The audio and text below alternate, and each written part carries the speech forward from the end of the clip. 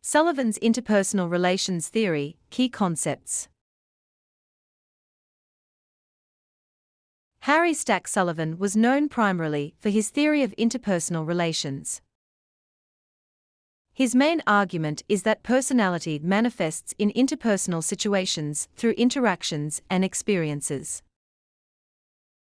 In what follows, I will briefly sketch the key concepts of Sullivan's interpersonal relations theory.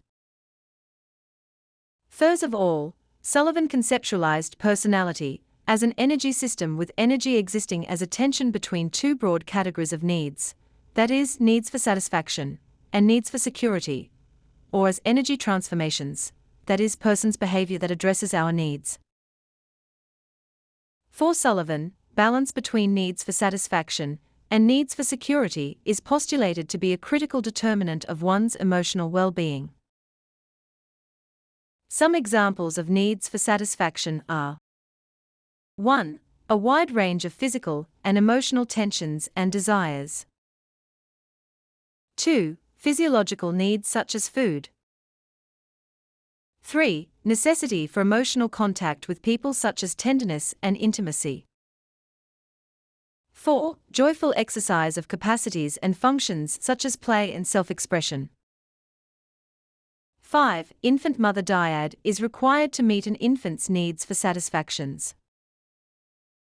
It must be noted that needs for satisfaction undergo transformations over the course of development obtained through zones of interaction, which is an exchange between a person and his environment.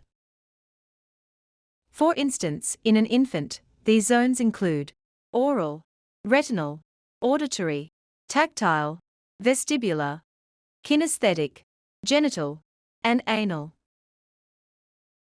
Needs for security includes the following ideas. 1. Characterized by the experience of anxiety, which is similar to fear. 2. Fear is postulated to be caused by either violent disturbances in perceptions, such as loud noises or cold, or by imminent dangers to an infant's existence, such as hunger or pain. 3. Security is defined to be a freedom from anxiety. 4. Earliest discrimination of the experience of non-anxious and anxious states is termed good mother and bad mother respectively. The term mother is not to be confused with the actual mother. 5. MIU patterns which are formed from anticipated anxiety and threats to self-esteem when interacting with others conjure fictitious image of self and a corresponding image of others. 6. Infant learns to discriminate signs, such as wrinkled brow, postural tensions, and so on, which is connected to anxious and non-anxious mother through a sequence of steps. Infant gradually realizes that both good and bad mother are a single person, which assists the infant to discover that some of her behavior makes mother more anxious, while some are not. This happens at the age of 1 year and facilitated by the inception of language. Infant learns a complex set of process to control the mother's anxiety, as well as through the empathic linkage, his own anxiety. And 7. Self-consciousness starts with the discrimination between euphoria and anxiety. Euphoria refers to a complete absence of anxiety and tension. Now, according to Sullivan, this complex process brings us to the concept of self, which involves organization of experiences within the personality.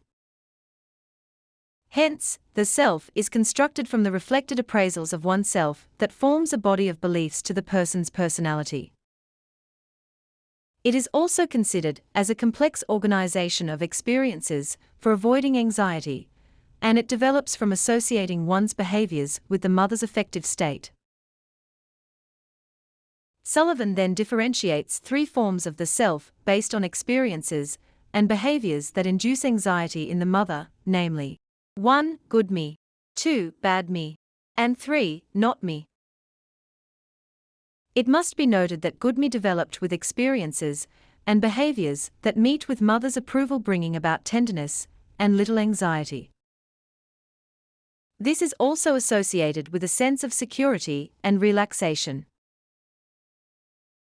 Bad me developed with experiences and behaviors that induces more anxiety in mother, associated with increasing anxiety.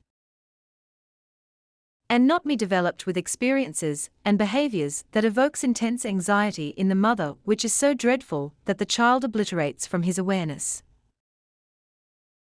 According to Sullivan, this is associated with intense anxiety. As we can see, for Sullivan, personality is believed to be acquired through the subjective images of self and others through the developmental stages referred to as personifications. Indeed, as we can see, good mother involves tenderness and responsiveness to needs, and bad mother involves anxious experiences. For Sullivan, these are composite personifications for an infant. It is also important to note that for Sullivan, the total configuration of personality traits is known as the self-system, which develops in various stages. Sullivan called it as developmental epochs, which can be viewed as the outgrowth of interpersonal experiences, and not the unfolding of intrapsychic forces. According to Sullivan, developmental epochs involves the following. Infants aged 0 to 1 year receive tenderness or learn anxiety from mother. Children aged 1 to 4 years seek participation of adults as audience for play. Juveniles aged 4 to 8 years seek competition, cooperation, and compromising with peers. Preadolescents aged 8 to 13 years, puberty, seek intimacy, collaboration and lovingness with same-sex peer, that is, best friend. It is important to note that for Sullivan, this so-called chum period is the prototype for a sense of intimacy. Sullivan believed that an early harbinger of schizophrenia is the absence of a chum or buddy. Early adolescents aged 13 to 16 years, post-puberty, seek intimacy, collaboration, lovingness and sexual interest with opposite-sex person. Late adolescents aged above 16 years seek sexual interactions with others. Adults, post-adolescents, establish stable relationship with significant others and has consistent pattern of viewing the world. In addition to the above development epochs, Sullivan also introduced 3 modes of experiencing and thinking about the world, namely 1. The prototaxic mode, 2. The parataxic mode, and 3. The syntaxic mode. According to Sullivan, all 3 happen side by side in all persons. But he added that in rare cases a person can be found to work only in the syntaxic mode. The prototaxic mode, according to Sullivan, involves the undifferentiated thought that is unable to separate the whole into parts, or to use symbols. The parataxic mode sees events as causally related because of temporal or serial connections, in the absence of logical relationships. While the syntaxic mode includes the logical, rational, and mature cognitive functioning. Lastly, it is important to note that Sullivan viewed psychopathology not in terms of disease entities, but in terms of syndromes, characteristic patterns of integrating relations with others, hence the idea of interpersonal relations theory. And as we can see, Sullivan believed that a person is what he does, and all behaviors can be observable through interpersonal field. And in terms of therapy, Sullivan stated that the therapy process needs the active participation of the therapist, who is known as a participant observer. Also, parataxic mode of thinking need to be clarified during the therapy, and new patterns of behavior will be implemented. Finally, according to Sullivan, the persons need to see themselves who they really are, rather than what they really think or what they want others to think about themselves. This, again, for Sullivan is crucial in the development of self-concept.